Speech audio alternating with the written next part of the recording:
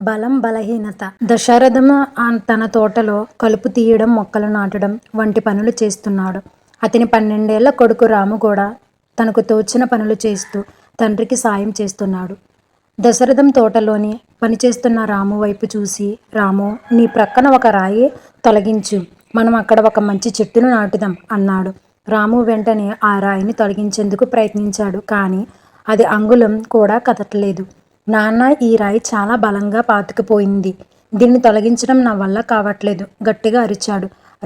రాము తెలివితేటలను పరీక్షిస్తున్న దశరథము, బాబు, మళ్ళీ ప్రయత్నించు, నీ బలహీనతని అంతటిని ఉపయోగించి ఎలాగైనా ఆ రాయిని పెలికించి తొలగించు అంతే బిగ్గరగా అరిచాడు.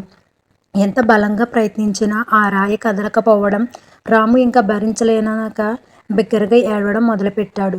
రాముని సముదాయించేందుకు అతని వద్దకు వెళ్ళాడు దశరథం. నేను నీ బలాన్నంతటినీ ఉపయోగించమని చెప్పలేదా?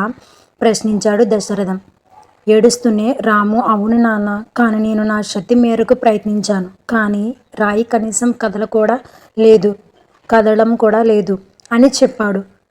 కానం, రాము, నీవు నన్ను మర్చిపోవు నాన్న, నీవు నా సాయం కోరవచ్చు కదా, నీకున్న బలంలో నన్ను కూడా ఒక బలంగా ఎందుకు అనుకోవు అని తండ్రి అనడంతో రాము కళ్ళు జిగేల్మని మెరుపు ఏడుపు తనంతటా అదే ఆగిపోయింది.